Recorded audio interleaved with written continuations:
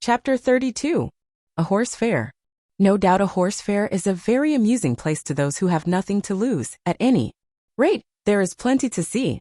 Long strings of young horses out of the country, fresh from the marshes, and droves of shaggy little Welsh ponies no higher than Merrylegs, and hundreds of cart horses of all sorts, some of them with their long tails braided up and tied with scarlet cord, and a good many like myself, handsome and high-bred, but fallen into the middle class through some accident or blemish, unsoundness of wind, or some other complaint. There were some splendid animals quite in their prime, and fit for anything they were, throwing out their legs and showing off their paces in high style as they were trotted out with the leading rein, the groom running by the side. But round in the background, there were a number of poor things sadly broken down with hard work, with their knees knuckling over and their hind legs swinging out at every step, and there were some very dejected-looking old horses with the underlip hanging down and the ears lying back heavily as if there were no more pleasure in life and no more hope. There were some so thin you might see all their ribs, and some with old sores on their backs and hips. These were sad sights for a horse to look upon who knows not but he may come to the same state.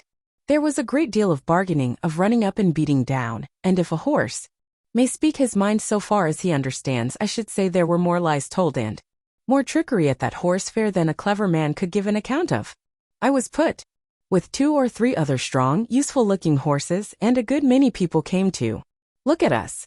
The gentlemen always turned from me when they saw my broken knees, but the man who had me swore it was only a slip in the stall. The first thing was to pull my mouth open, then to look at my eyes, then feel all the way down my legs and give me a hard feel of the skin and flesh, and then try my paces. It was wonderful what a difference there was in the way these things were done. Some did it in a rough, off-hand way, as if one was only a piece of wood, while others would take their hands gently over one's body with a pat now and then, as much as to say, by your leave. Of course I judged a good deal of the buyers by their manners to myself. There was one man I thought if he would buy me I should be happy. He was not a gentleman, nor yet one of the loud, flashy sort that call themselves so.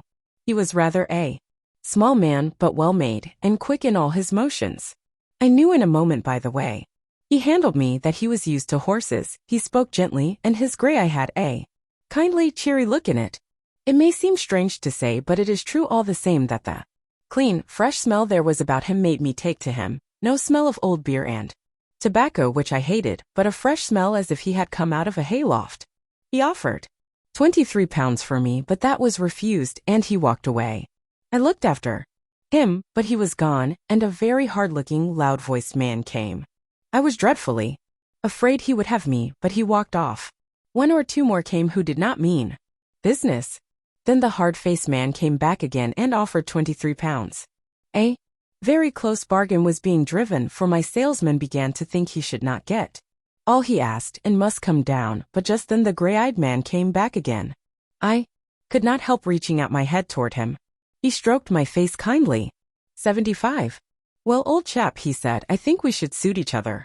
I'll give 24 for him. Say 25 and you shall have him.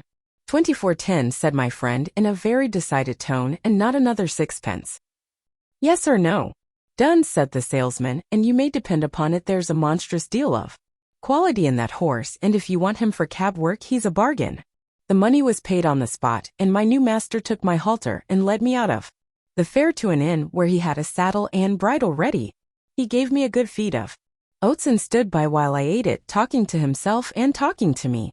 Half an hour after, we were on our way to London, through pleasant lanes and country roads, until we came into the great London thoroughfare, on which we travelled steadily till in the twilight we reached the great city. The gas lamps were already lighted. There were streets to the right, and streets to the left, and streets crossing each other for mile upon mile. I thought we should never come to the end of them. At last, in passing through one, we came to a long cab stand, when my rider called out in a cheery voice, "Good night, Governor." "Halloo," cried a voice. "Have you got a good one?" "I think so," replied my owner. "I wish you luck with him." "Thank you, Governor," and he rode on. We soon turned up one of the side streets, and about halfway up that we turned into a very narrow street, with rather poor-looking houses on one side and what seemed to be coach houses and stables on the other. My owner pulled up at one of the houses and whistled. The door flew open, and a young Woman, followed by a little girl and boy, ran out. There was a very lively greeting as my rider dismounted. Now then, Harry, my boy, open the gates and mother will bring us the lantern. The next minute they were all standing round me in a small stable yard. Is he gentle, father?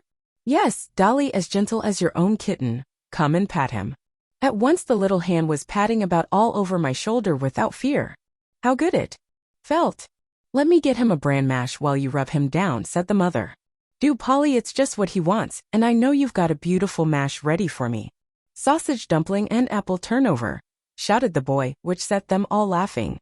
I was led into a comfortable, clean-smelling stall with plenty of dry straw, and after a capital supper I lay down, thinking I was going to be happy.